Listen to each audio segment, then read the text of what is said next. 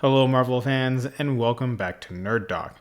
Guardians of the Galaxy 3 is now out in theaters, and with that comes the final chapter for this specific team.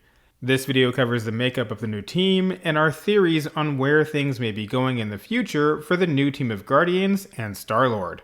That means there will be spoilers for Guardians of the Galaxy Volume 3 in this video. This is your spoiler warning. The film is still in theaters, so we can only use footage from the trailers. Please bear with us there, and if you have any questions about our theories or would like to share some theories of your own, leave a comment below. You can also check out our other videos on the ending and post-credit scenes in Guardians 3, linked in the description. The new Guardians team is led by Rocket Raccoon and consists of Groot in what looks like his King Groot form, Kraglin, who has now mastered Yondu's Yaka arrow, Adam Warlock, Cosmo the Space Dog, and newcomer Phyla-Vell. The mystery for most people is just who is Phyla-Vell. In the movie, she was one of the High Evolutionary's near-perfect specimen Animan children that the Guardians save near the end of the film. She has near-limitless energy and stamina, as she's seen running for hours continuously without even increasing her heart rate. In Marvel Comics, Phyla-Vell is a daughter of Mar-Vell, the original Captain Marvel. She's extremely powerful, and at times has taken on the Captain Marvel and even Quasar monikers. Phyla-Vell has been in and out of the Guardians lineup, so her addition to the team here is not surprising. While it doesn't appear as though we'll be getting the full-powered version of the character in the MCU, she's likely to be quite strong when we next see her, especially if she's aged up at all. Peter is back on Earth with his grandfather, but that doesn't mean he's down for the count. Expect him to show up in Avengers: The Kang Dynasty, and whatever events take place after the multiversal shenanigans are over with.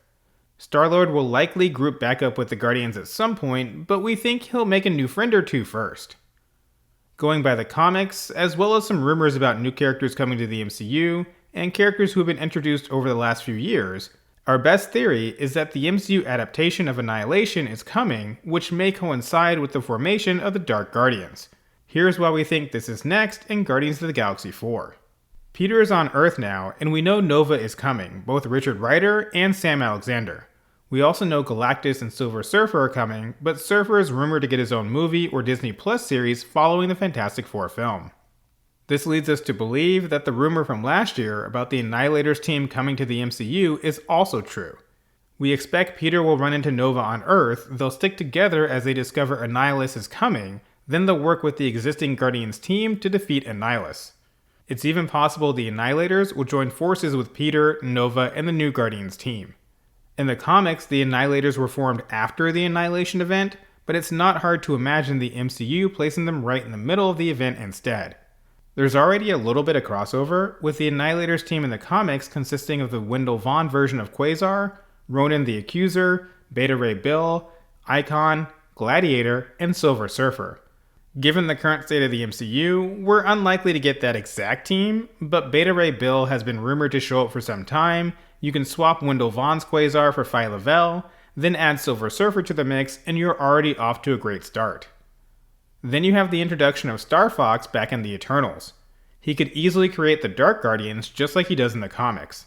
It seems unlikely once again that we'll get the exact team, which consisted of Star Fox, Gladiator, Cosmic Ghost Rider, Nebula, and Wraith, but Frank Castle is back, and with multiversal shenanigans going on right now, and even with the X-Men on their way, we could also see the introduction of Gladiator by the time we get to Guardians 4. Swap out Nebula for Pip the Troll, who we know is already with Star Fox, then maybe even add some of the Eternals to the Dark Guardians, and you have a pretty solid team. Of course, with Star Fox, Pip the Troll, and Adam Warlock all in play now, you'd kinda have to imagine Thanos is coming back at some point. The question is how Marvel deals with his return.